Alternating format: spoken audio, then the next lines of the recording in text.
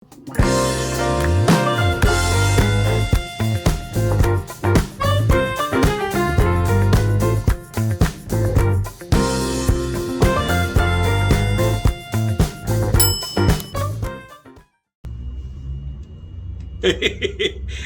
tiba-tiba terang. Assalamualaikum warahmatullahi wabarakatuh. Asabar. Apa khabar semua? Berbet aku. Okay guys, hari ni macam quite be serious sikit lah. Quite be serious sikit. Untuk vlog kali ni adalah kronologi aku ceritakan penjelasan berkenaan dengan masalah kereta isteri aku iaitu X70, Proton X70. Okey. Penjelasan. Okey. Penjelasan ke penceritaan? Okey, penjelasan lah. Okey. Aku mulakan dari situasi yang pertama. Aku mulakan dari hari pertama. Hari pertama berlaku Proton X70 isteri aku ni mengalami masalah pada hari pertama, iaitu pada hari Malaysia, 16 hari bulan September hari tu. Okey. 16 hari bulan September mendapat call, isteri aku kata ada kesan bau hangit dan kesan terbakar. Bau ada dia nampak asap apa semua. Jadi bagi aku quite critical lah bila bahagian dalaman ni melibatkan lagi bahagian wiring. Okey. Korang pun tahulah wiring ni macam mana kan. Okey. Dia pula nampak background tu. Okey. Okey, jadi selepas situasi tu dah selesai towing apa semua. Selesai towing and then hantar kepada service center yang kami belilah. Okey. Kami kereta Proton Saga, Proton X70 tu dibeli di Kulim. Jadi hantar di Kulim lah. Okey, dah selesai yang situasi pertama tu. Tak salah aku the next day betul lah, the next day ke the next 2 day. The next day, okay. The next day tu hari seterusnya, situasi yang seterusnya dia mendapat call yang pertama pada pukul 9.30 lebih kurang macam tu. Ada somebody yang telefon daripada Proton Kulim tu. Situasi dia memang aku rasa pun macam alamak. Dia telefon isteri aku, kereta letak kat mana? Jadi kau bayangkan pagi-pagi dia call isteri aku, dia tanya kereta kat mana. Jadi of course lah, kalau aku rasa siapa-siapa pun panik. Kereta dah hantar dekat sana, kenapa tak ada pula? And then after 10 minit macam tu, dia orang telefon balik, dia kata okey dah jumpa dah kereta. Kunci tak tahu kat mana. Tambah lagi. Jadi situation ni yang berlaku aku rasa sebab mungkin dari segi komunikasi dekat service center tu lah. Aku pun tak sure lah macam mana SOP diorang, macam mana polisi diorang nak menggunakan kunci dekat siapa apa semua. Jadi semua macam tanya kat isteri aku. Kau bayangkan kalau dia tanya aku memang aku akan tegur lah. Saya cakap kan, manalah saya tahu benda tu dekat sana. Should be you tanya dekat you punya superior ke, you punya boss ke apa ke kan. Dah selesai tu apa semua. Okey. Pada pukul 10 start pada selesai. Ni 10.30 macam tu. Dah selesai, dah check apa semua, dah servis apa semua. And then situasi kereta isteri aku ni tidak diservis yang pertama pada 1000 km yang pertama. Masa tu pasal kes yang PKP ni lah, tak boleh rentas negeri kan, sebab aku duduk di Penang and then kereta beli di Kedah. Okay. Jadi cuma kalau orang tanya macam kenapa kau beli jauh-jauh sangat, tak, bukan jauh. Kami duduk di Penang, border dia sebelah Kedah. Jadi Kulim dengan rumah aku ni adalah sebelah-sebelah. Just take about 10 minit atau 15 minit nak sampai daripada rumah aku ke tempat service center tu 10 ke 15 minit saja.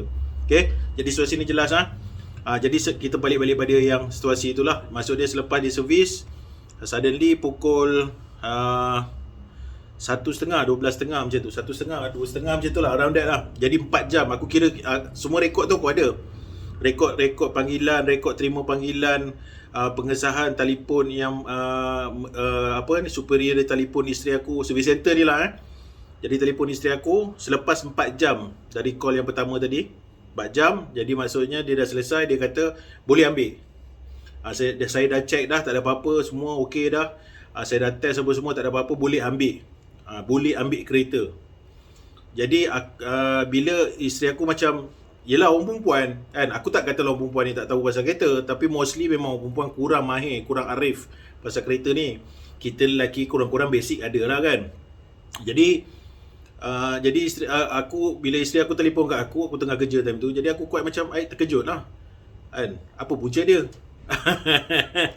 Apa punca dia kan. Bagi aku situasi dia satu je, satu je bagi aku nak beritahu, ini bukan mekanik biasa, ini bukan kereta biasa. Kalau kereta biasa, problem apa semua, ataupun kereta dah lama kan, dah lama macam dah 3-4 tahun pakai, hantar kat workshop kata, oh bang sorry abang, saya dah check bang semua, dah diagnose apa semua, tapi tak jumpa, tak ada apa-apa masalah, abang pakai dulu macam mana. Aku terima statement yang macam tu daripada workshop dalam situasi yang macam tu. Tapi aku tak terima statement yang macam tu dalam situasi kereta bini aku ni. Sebab 3 bulan, pertama 3 bulan baru pakai 3 bulan pertama. Kedua customer sendiri akui benda tu ada masalah di dalam kereta. Bau hangit means adalah something yang short, macam terbakar, macam kau rumah kau lah, kalau plug terbakar ke bau hangit macam tu, cik ada asap lagi bini aku jumpa. Jadi bagi aku situasi tu agak kritikal. Jadi nampak benda ni, kalau statement yang statement yang kita terima daripada aduan yang kita terima daripada pelanggan yang kritikal, adakah kita nak lepas tangan dalam lepas tangan mudah macam tu je.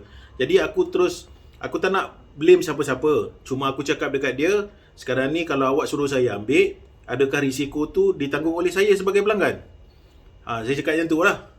Bila aku cakap macam tu, supaya dia tu macam terdiam lah. Okay? Jadi dalam situasi tu barulah dia macam dia terdiam, dan mungkin dia kata dalam hati dia, aku tak sure lah kan, dalam hati dia mungkin dia kata, oh betul lah kata orang ni. Okay. Jadi aku kata sekarang ni buat rujukan. Aku tak suruh buat laporan, tapi buat rujukan. Sebab aku cakap dekat dia, dalam situasi ni aku tak salahkan Proton 100% kan. Kau kena check sebab ini adalah isu kritikal. Wiring ke apa ke, kita tak tahu short kat dalam. Jadi should be dia buat rujukan pada HQ. Mungkin HQ ada situasi kes yang pernah berlaku pada S70. Mungkin. Jadi mungkin HQ tahu. Dan mungkin Kulim tak tahu. Aku terangkan macam tu. Aku yang terpaksa terangkan. Sepatutnya dia yang faham polisi macam mana kan. Jadi aku terpaksa terangkan. Okay? Jadi bila aku dah terangkan macam tu, aku pun rasa macam tergerak hati. Lepas letak telefon dengan dia, lepas habis bercakap dengan dia, aku terus call Proton hotline, bahagian aduan. Okay? Jadi aku tak salah aku bercakap dengan puan, aku tak ingat puan apa, puan Julaili ke Junaidah ke macam tu lah. Okay, bahagian service center dan bahagian account lah. Bukan service center, customer service. Okay, bahagian aduan. Jadi aku bercakap dengan dia, situasi dia apa semua, dan aku tanya apa SOP. Dan strictly aku terkejut babe kan. Proton HQ menerangkan SOP bila situation kereta breakdown, apa masalah kereta apa semua. Aku cakap lagi dekat puan tu, dekat yang customer service Proton tu, aku cakap macam ni lah yang saya nak dengar daripada pihak Proton. Should be inilah statement yang profesional kan. Tapi apa yang saya hadap sekarang ni bukan apa yang macam puan cakap. Aku cakap macam tu lah. Jadi action dia okey, seterusnya selepas selesai dengan customer service Proton tu, alhamdulillah dah proses apa semua dah selesai dah. And then pihak Proton HQ sendiri, iaitu pihak Proton sendiri hantar tim dia ke Kulim untuk melihat situasi kereta isteri aku, untuk mencari punca lah masalah kereta aku. Okey. Jadi orang tertanya-tanya terutama pemakai macam akulah, pemakai macam isteri aku, pemakai Proton S70. Apa masalah pada kereta isteri aku? Okey. Selepas tim Proton datang HQ, buat di service center dan check dan buka satu-satu apa semua, didapati didapati motor movement ataupun adjuster di bahagian kerusi bahagian sebelah driver, motor tu yang short. Faham tak? Okey. Okey, aku sebenarnya aku kadang nak serius pun tak boleh sebab aku suka tergelak. Okey. Jadi sebab aku terbagi aku macam korang dengar dengan statement yang betul, tapi cuma cerita ni aku bukan buat main-main, bukan mereka-reka, tidak, benda ni yang reality.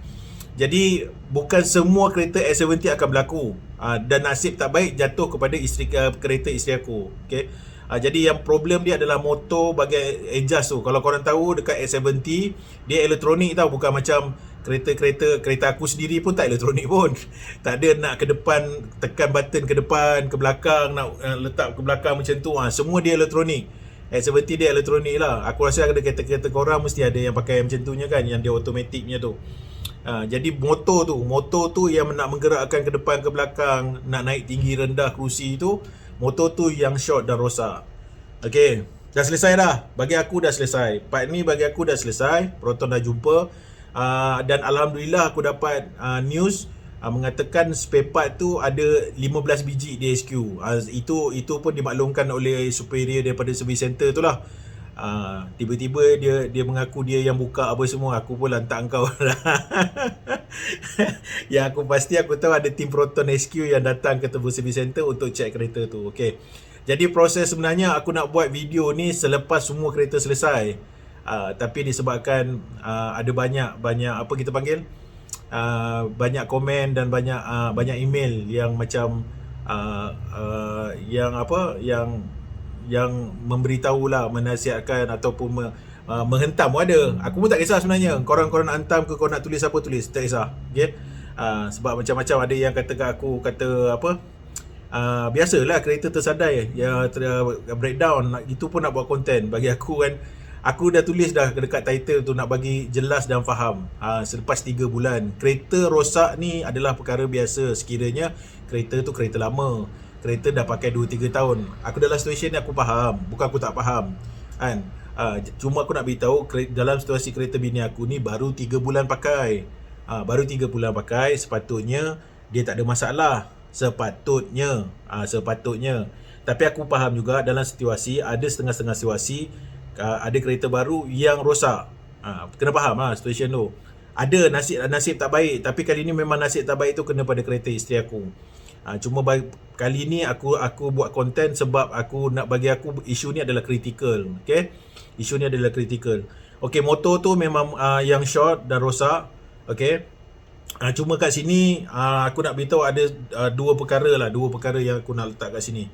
Sebelum aku letakkan dua perkara tu, aku nak cerita sikit yang pasal motor tu lah. Motor tu nilai dia, Proton beritahu nilai dia 3,000 ke 3,500 spare part tu. Disebabkan aku under warranty, kereta tu under warranty, jadi diorang pihak HQ akan tukar sajalah spare part tu. Okay. Jadi jelas sampai faham, motor tu ditukar. Aku tak pasti 3,500 tu adakah motor tu boleh dicabut atau dia datang dengan seat sekali. Tapi aku rasa mesti boleh cabutnya, sebab kerusi tu elok lagi. Mungkin dia cabut and then dia tukar motor tu saja di bahagian bawah. Biasa di bahagian bawah kerusi tu. Jadi kalau korang ada S70, korang boleh tengok motor di bawah tu. Tapi so far kalau korang punya okey lah. Mungkin nasib aku yang tak baik, dia short kat situ. Cuma aku just concern about another 9 years. Aku harap dia tak berlaku lagi lah. Ni baru 3 bulan dah short kan. Aku harap dalam 9 tahun ni tak berlaku lagi motor tu kan. Jangan-jangan motor tu short lagi selepas habis warranty naya kat aku. Okay, kat sini bila aku kali ni, aku harap semua jelas dan faham. Dan aku harap terima kasih sebab korang support. Korang ada beri komen, ada beri pendapat, ada komen yang hentam pun tak ada masalah. It's okay. Aku tak ada masalah punya. Okay. Cuma aku nak beritahu dua perkara ni aku rasa boleh ambil iktibar, dan beri manfaat kepada geng-geng Proton lah. Okay. Perkara pertama, aku bukan nak ajar tapi aku rasa korang kena improve. Dari segi servis apa semua, aku rasa okey sangat. Dari segi servis customer, Proton HQ apa semua. Cuma part dari service center ni. Okay, part dari service center. Pertama, bila keadaan masalah kritikal ataupun masalah breakdown kereta, korang pastikan, aku tak kira lah superior ke, bahagian service center ke, boss service center ke, siapa-siapa pun lah, owner service center ke, pastikan korang train staff-staff korang untuk jadi profesional. Maksud dia apa situasi pun cakaplah yang statement yang profesional. Maksud dia kalau kereta ada problem, terangkan cara dengan customer, apa detail dia, kenapa rosak dia, tunjukkan gambar, ada polisi-polisi dengan SOP yang korang dah tetapkan. Jangan tolonglah jangan jadi macam statement yang keluar statement macam it's like workshop biasa-biasa saja. Sebab korang bagai service center ni berurusan dengan kereta-kereta orang yang baru beli kan. Orang yang baru beli, kereta baru beli, kau kena fikir juga orang beli tu. Sebab kadang-kadang contohlah orang tu setakat macam aku lah, aku cakap terus terang bini aku nak Mazda, tapi aku tak mampu nak beli Mazda apa CX-5 ke apa 180,000. Jadi isteri aku beli X70. Jadi kemampuan aku takat tu je, beli kereta tu. Jadi aku berharapkan Proton ni dah improve banyak benda kan. So far okay, tak ada masalah. Banyak benda aku puas hati dengan S70. Tapi bila jadi macam ni aku quite frustrated. Jadi yang pertama tadi, aku harap service center perlu upgrade dari segi communication skill. Okay, communication skill yang itu kena improve. Tolonglah jangan buat statement-statement yang unprofessional. Tolonglah. Kan, orang beli kereta, engkau akan mencetuskan bila engkau tak ada communication skill, engkau akan menyebabkan satu perkataan tu akan menyebabkan customer bengang, customer marah. Okay, itu yang pertama. Dan yang kedua aku cakap ni ni umum ya. Aku tak menjurus kepada salesman. Okay, jurujual kereta, aku haraplah tolonglah jurujual kereta, bukan semua, aku harap, aku tahu bukan semua yang macam ni. Okay, tolonglah at least ada knowledge basic. Tolonglah jangan juga buat statement yang membodohkan, menampak membodohkan diri kau. Okay, bagi aku satu, salesman perlu ada communication skill yang baik. Lepas tu korang ada basic skill. Basic tu aku rasa pasal kereta kau kena belajar lah. Jangan kau harap nak menjual je kan. Basic tu, macam mana kau nak tahu produk tu bagus ke tak bagus tapi kau sendiri pun tak tahu pasal produk tu. Jadi tolonglah korang tambahlah skill. Aku bukan cakap semua kan. Kalau korang boleh rujuk macam YouTuber kita, Abang Nas kita tu, Abang Nas tu bagus. Boleh rujuk pada YouTube dia, boleh tengok pada channel dia. Dia sangat knowledge. Dia knowledgeable. Dia tahu pasal benda ni apa, nama ni apa. Aku pun tak tahu. Aku belajar banyak benda daripada dia. Macam dalam tu aku selalu sebut dashboard kan. Dia macam selalu dia akan sebut infotainment, dalam ni apa semua kompartmen. Dia sebut. Jadi aku rasa jurujual perlu belajar at least basic skill. Basic skill tu perlu ada. And then yang paling penting adalah repo. Repo tu adalah macam repeat customer service. It's like customer service, tapi awak jurujual. Jurujual ni bukan urusan bila customer dah beli engkau terus belah. Okay, dah selesai dah aku dengan kau. Bukan. Kalau korang buat macam tu, aku garanti korang tak akan berjaya. Garanti tak akan berjaya. Walaupun kau skill kau power sekalipun kan, kau kena ada repo baik dengan customer. Panjang kali ni video aku nak bagi penjelasan.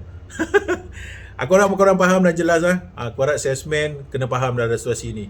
Repo tu penting. Macam contoh customer breakdown telefon, ada masalah apa kah? Okey, masalah rosak ni tak apa kah, saya akan rujuk kepada macam ni. Engkau macam mana pun kau mesti buat. Dan tolong jangan kau nak blame customer. The first thing, kalau kau tanya, kalau kereta customer telefon kau kereta breakdown, tolong the first thing jangan blame customer. Jangan blame customer. Aku harap bukan semua jurujual macam tu, dan aku harap jurujual ambil iktibar daripada vlog aku ni. Okay guys, panjang sangat vlog aku kali ni. Aku harap kalau korang nak tengok, alhamdulillah. Sebab ini video penjelasan. Okay, jadi apa yang rosak adalah motor adjuster seat sebelah driver. Yang itu yang rosak. Okay, aku harap motor tu okey lah selama 9 tahun. Aku harap korang punya kereta pun okey-okey semua. Okay guys. Okay guys, terima kasih banyak kerana menonton vlog aku kali ini. Alhamdulillah. Semoga kita jumpa lagi. Assalamualaikum warahmatullahi wabarakatuh.